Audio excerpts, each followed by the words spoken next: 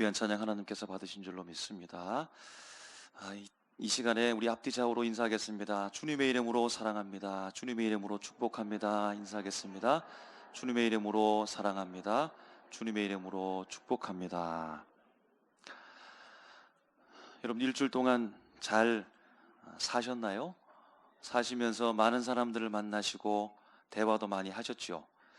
여러분, 우리가 대화할 때, 그리고 여러분들을 대화할 때 어떤 방식과 스타일로 여러분 대화하십니까? 사람들과 이야기를 주고 받으면서 말하고자 하는 바가 있으면 여러분 빙빙 둘러서 이쪽으로 갔다가 저쪽으로 갔다가 그리고 마침내 여러분 얘기하십니까? 아니면 말하는 것은 정확하게 내가 한다라고 해서 제대로 그냥 그 사람에게 말하는 스타일입니까?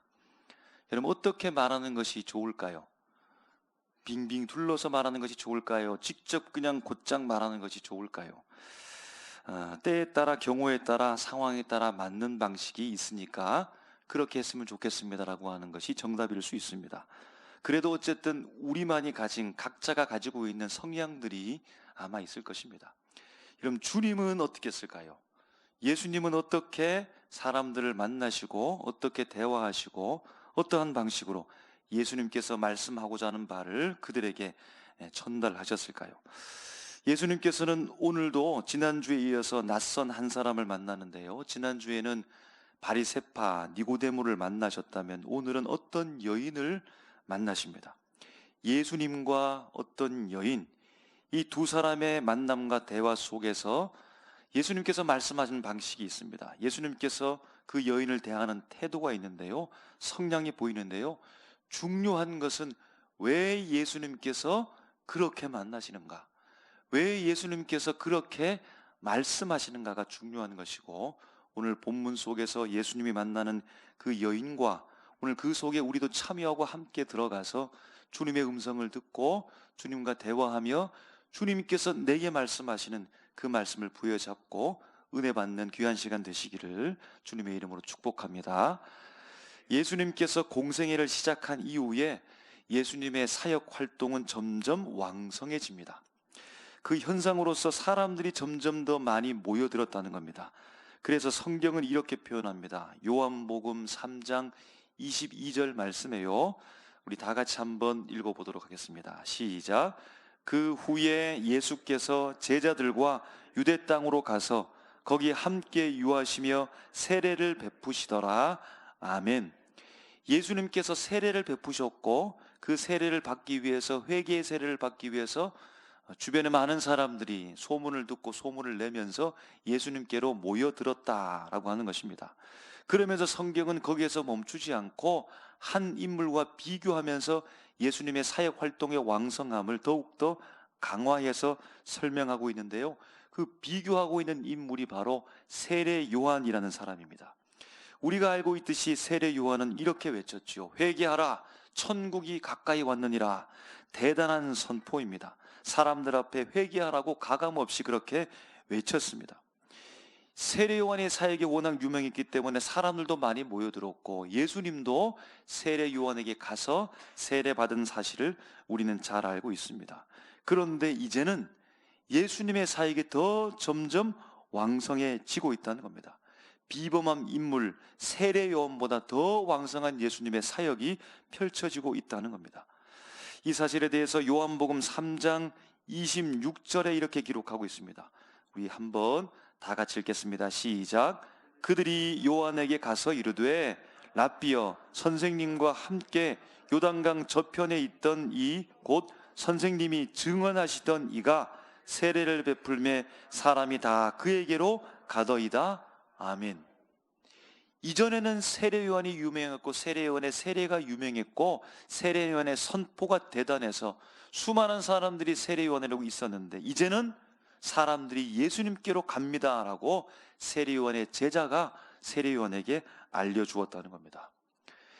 회개하지 않던 시대, 바벨론 포로 귀환 이후에 400년 동안 중간기를 지내면서 성경은 마치 멈춰졌던 그 암흑기 시대 속에서 하나님이 보내신 세례 요한이 일어나서 신약 시대를 준비하며 예수님의 가는 길을 준비했던 그 위대한 인물은 이제 그 사역을 마치고 그리스도 대신 예수께서 그의 예비된 길을 지나오면서 공생의 사역을 왕성하게 하고 계신다는 겁니다. 여러분, 이에 대해서 세례 요한이 소식을 들었을 때 어땠을까요? 우리가 새벽마다 말씀을 나누면서 사울, 요나단, 다윗 이렇게 인물들을 살펴보고 있는데, 사울이 다윗에 대한 소식을 들으면서 천천만만에 대한 소식을 듣고서 불쾌했던 것처럼 여러분, 세례 요한도 예수님에 대한 그 사역 소식을 듣고서 불쾌했을까요? 기분 나빠했을까요? 그렇지 않습니다. 세례 요한의 유명한 말이 있습니다. 요한복음 3장 30절 말씀 우리 다 같이 한번 읽겠습니다. 시작. 그는 흥하여야 하겠고 나는 쇠하여야 하리라 하니라. 아멘. 여러분, 이렇게 되기를 주님의 이름으로 축복합니다. 아멘 소리가 조금 작아졌는데, 여러분, 우리 흥하기를 원하잖아요, 그죠? 그런데 우리 흥하는 이유가 무엇입니까? 우리가 잘 되는 이유가 무엇입니까? 우리의 삶을 통해서 주님을 드러내기 위한 것이 목적이라는 거죠. 세례 요한은 자신의 사역과 위치를 잘 알고 있었습니다. 나는 메시아 그리스도의 길을 준비하는 자요, 나는 그리스도가 아니라는 겁니다. 우리 새벽에 말씀 나누는 인물 중에 다윗의 생명을 지켜주는 요나단처럼 보입니다. 요나단 자신은 왕자였지만 사울을 이어서 왕이 되겠다라고 하는 이 야망을 품은 사람이 아니라 하나님의 뜻 가운데 그 자리에 멈추어 서서 하나님께서 기름 부으신 다윗을 후원하고 그의 생명을 지켜주는 일에 대해서 열심을 다하고 최선을 다했던 요나단과 같이 세례 요한이 그분은 흥하여야 되겠고 나는 쇠하여야 되리라 라고 이렇게 고백하고 있다는 겁니다. 여러분, 이처럼 세례 요한은 예수님께서 자신을 뛰어넘어 활발하게 사역하는 그 일에 대해서 더 좋아하고 감사하면서 그에게는 문제가 없습니다. 그런데 주목하여 보기 시작한 부류의 사람들이 있습니다. 우리가 지난주에 만났던 니고데모가 소속된 종파, 스스로 거룩하다고 뽐내며 다니는 사람들, 바리새파 사람들입니다. 그래서요, 요한복음 4장 1절 말씀에 이렇게 기록합니다. 예수께서 제자를 삼고 세례를 베푸시는 것이 요한보다 많다는 말을 바리새인들이 들었고, 바리새인들이 들었다는 사실을 주님께서 알았다라는 겁니다. 바리새파 사람들이 세례 요한을 주목하여 보고 있었습니다. 그리고 그 시선이 옮겨가서 이제는 예수님을 본다는 겁니다. 왜 이들의 시선이 세례 요한으로부터 예수님께 바뀌었을까요? 세례 요한이 처음에는 사람들이 모였는데 이제는 예수님께 사람들이 향하여 갔기 때문입니다. 왜 그것이 그들에게 불편하게 되었을까요? 바리새파 사람들, 사두개파 사람들은 대중의 힘을 얻고서 사는 사람들이었기 때문입니다. 대중들이 지지해 주어야 그들의 인기 속에서 그들이 권력을 쟁취하면서 살아가는, 그것이 가장 큰 그들의 삶의 목적, 정체성이었기 때문에 사람들이 흘러가는 그 무리들의 모습들을 주목하여 지켜보았고, 무리가 모여드는 예수님께 그들이 주목하였다는 겁니다. 이 소식을 예수님께서 들은지라, 예수님께서 알은지라 라고 말하는 겁니다. 그래서 예수님께서는 바리새파 사람들 무서워서 도망간 것이 아니라 불필요한 충돌을 피하여서 이제는 유대 사역을 마치고서 갈릴리 사역지로 옮겨가는 상황 가운데 오늘 본문의 말씀이 펼쳐지고 있는 겁니다. 여러분, 이 찬양 아시죠? 사마리아 우물가에서 주님은 여인에게 물으셨네. 이 아름다운 찬양, 복음성가의 배경이 되는 말씀이 오늘 본문의 말씀입니다. 우리 4장 전체는 읽지 않았지만 사마리아 여인의 이야기 전체를 우리 한번 보려고 합니다. 우리가 알고 있는 대로 사마리아 땅은 부정한 땅입니다. 유대 사람들은 그 땅과 그곳에 살고 있는 사람들을 부정하게 생각했고 이방인 취급했으며 경멸했습니다. 이에 대한 역사적 배경이 있죠. 북이스라엘이 아수르라고 하는 강대국에 의해서 침공을 받고서 멸망해 버렸는데, 아수르가 그 점령지 그곳에 혼혈 정책, 혼합 정책을 폈습니다. 아수르에 살고 있는 사람들을 이 사마리아 땅으로 이주시켜서 그들과 함께 섞여 살게 해서 종교도 혼합하고 사람들도 혼합되어져서 순수 유대인의 그 혈통을 상실케 했다는 겁니다. 이 때문에 유대 사람들은 그 땅 사람들을 부정하게 생각했습니다.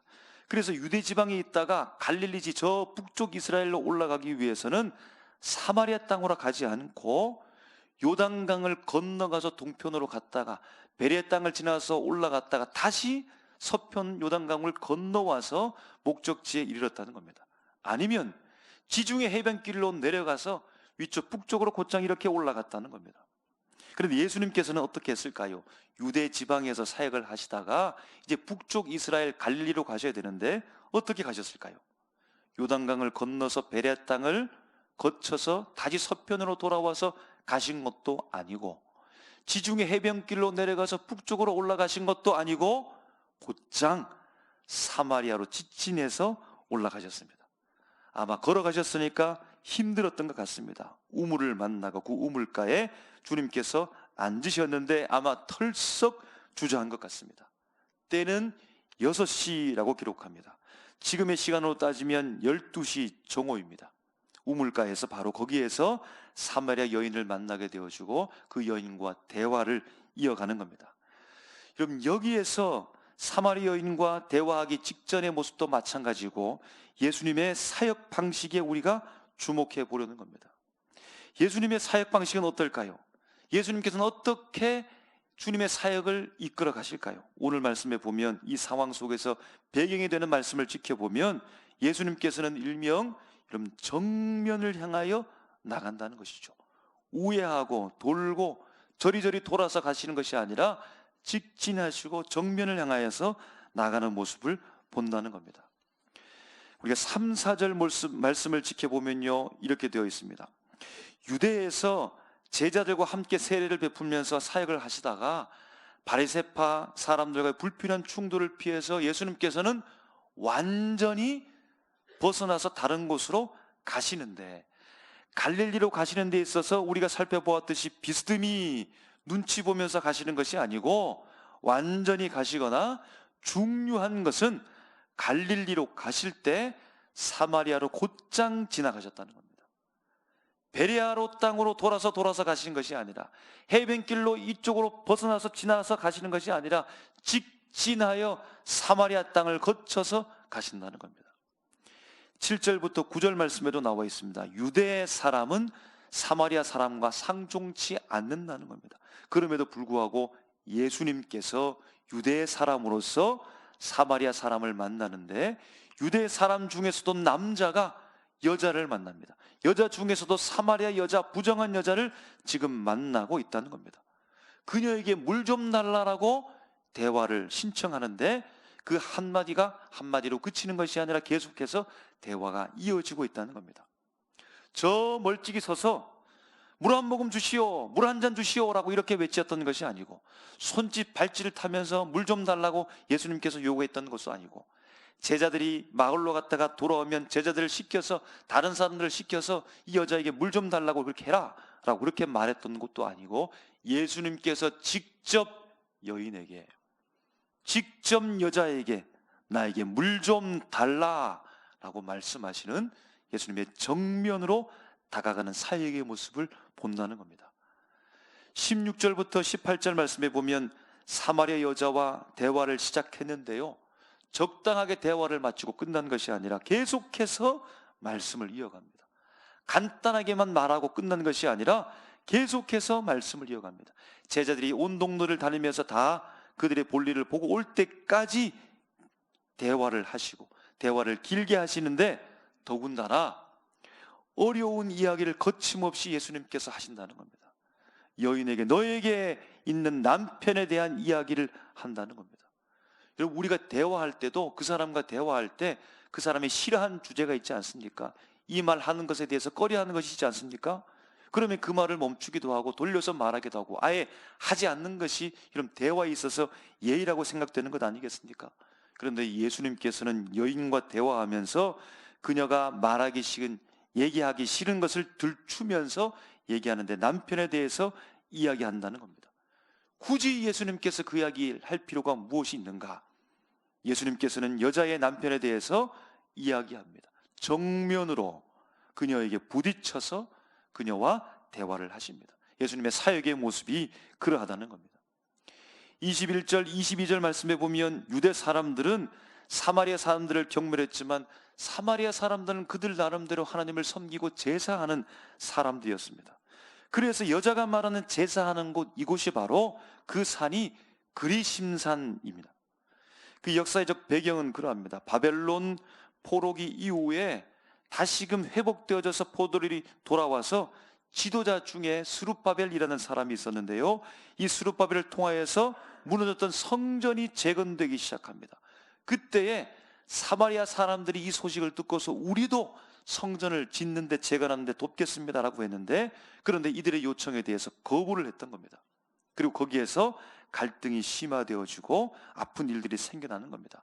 사마리아 사람들은 거절을 당하고서 그들 나름대로 제사 드리고 예배 드려야 되니까 사마리아 산, 그 그리심산에서 성전을 세웠던 겁니다. 무려 이것이 200년간 스룹바벨 예루살렘 성전과 그리심산의 성전이 함께 존속했다는 겁니다. 그러다가 하스몬 왕족 때 그리심산 성전이 파괴되어지고, 이 파괴된 성전 속에서 그들이 아파하면서 그럼에도 불구하고 그리심산에서 계속해서 기도처로 삼아서 예배드리고 제사를 드렸다는 겁니다. 그러므로 사마리아 사람들에게 있어서 그리심산 예배는 너무나 중요한 거죠. 너무나 소중한 겁니다. 그런데 질문해오는 이 여인에 대해서 예수님께서 단호하게 말씀하시는데요, 이 산 곧 그리심산에서도 말고 이 산도 아니라는 겁니다. 예루살렘에서도 말고 라고 말합니다. 둘 다 아니라는 겁니다.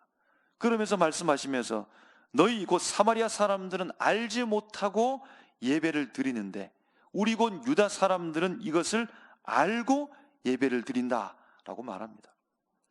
여러분, 그동안 거처도 제대로 없이 성전도 제대로 없이 그럼에도 불구하고 하나님에 대한 신앙을 지키기 위해서 열심히 제사하고 예배했던 것에 대해서 여러분 좀 격려해 주면 되지 않겠습니까?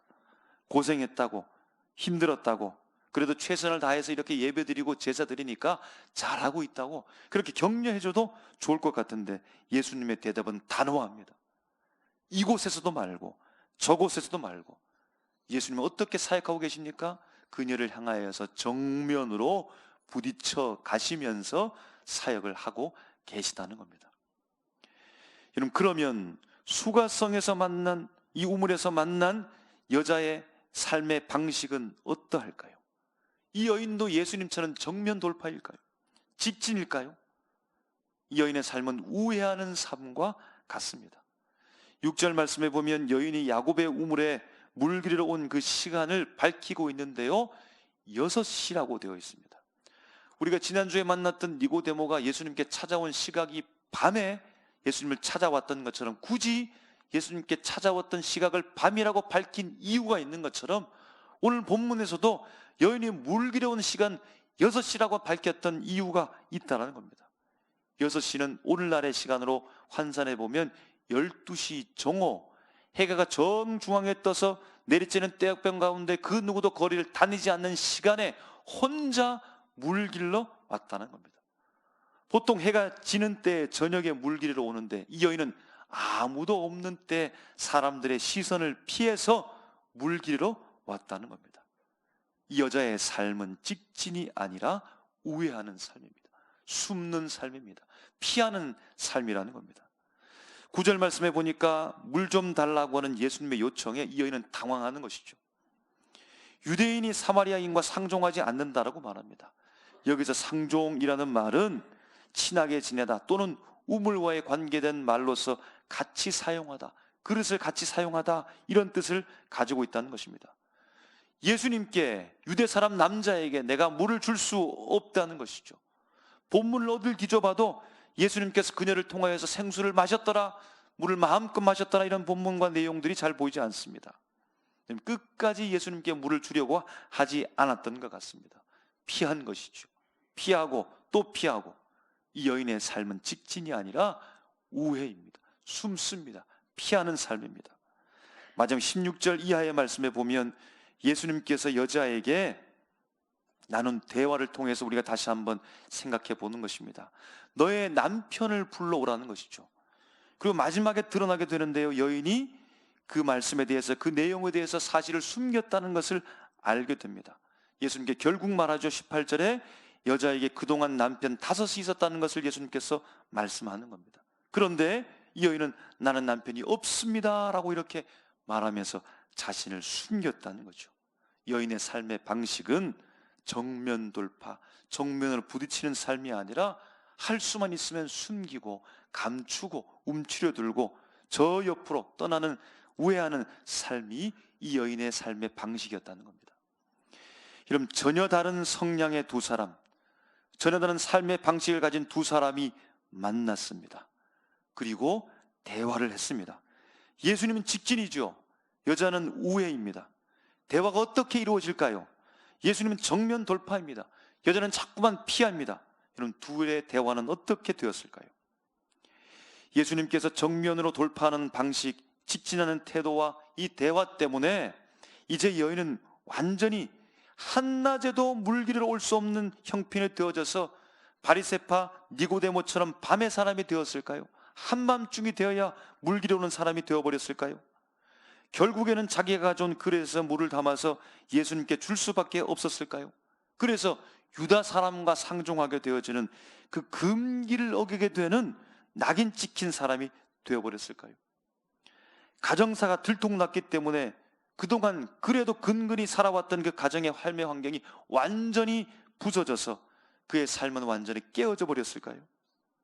워낙 예수님께서 정면으로 강하게 다가오시니까 우회하고 피할 수 없어서 여인의 삶은 송두리째 다 부서져 버렸을까요? 충분히 그렇게 여러분 예상할 수 있습니다. 여러분, 그런데요, 이 사마리아 여인은 유대 사람 중에서도 유대 남자, 자신은 여인인데 그 남자와 만나게 되어지고 대화하며 꽤 긴 대화의 시간을 나누는 편견을 깨어갑니다. 예배 장소가 문제가 아니라 영적인 문제임을 알게 되는 오랜 고민이 해결되어집니다. 동네로 들어가서 사람들에게 자신을 당당히 드러내놓고 와서 보라고 사람들을 만납니다. 사람들을 피하는 것이 아니라, 사람들을 피하고 숨는 것이 아니라 정면으로 사람에게 가서 그들과 만나게 된다는 겁니다. 여러분, 어떻게 이런 일이 일어났을까요? 어떻게 이러한 일이 그녀의 삶 가운데 일어난 것입니까? 여러분, 25절, 26절 말씀을 우리 다 같이 한번 읽어보도록 하겠습니다. 시작. 여자가 이르되 메시아 곧 그리스도라 하는 이가 오실 줄을 내가 아노니 그가 오시면 모든 것을 우리에게 알려주시리다. 예수께서 이르시되 내게 말하는 내가 그라 하시니라. 아멘. 여자는 그리스도, 구원자 되신 예수님을 만났기 때문입니다. 그럼 정면으로 다가오시는 예수님을 만난 이후에, 구원자 그리스도이신 예수님을 만난 이후에 여인의 삶은 망가진 것이 아니고 새롭게 세워진 것입니다. 사람들에게로 갈 수 있는 사람이 되었습니다. 자신의 아픔과 수치에 대해서 말할 수 있는 사람이 되었습니다. 예수님을 믿는 사람이 되었습니다. 예루살렘 성전으로 가서 예배를 드려야 하나님을 만날 수 있을까?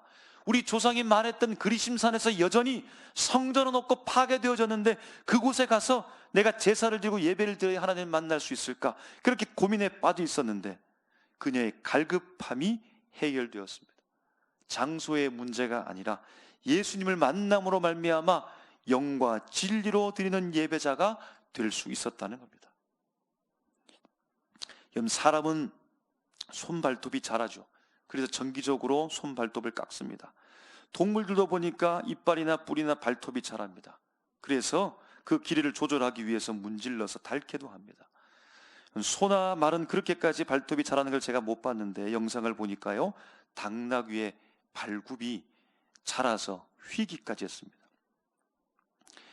이 당나귀의 발굽을 관리하기 위해서 손질하는 사람 전문가가 있는데요, 그 사람은 날카로운 도구로서 긴 막대처럼 생겼는데 이 당나귀에게 다가가서 망설이지 않고 그 발굽을 밟아서 싹둑 잘라버리는 겁니다.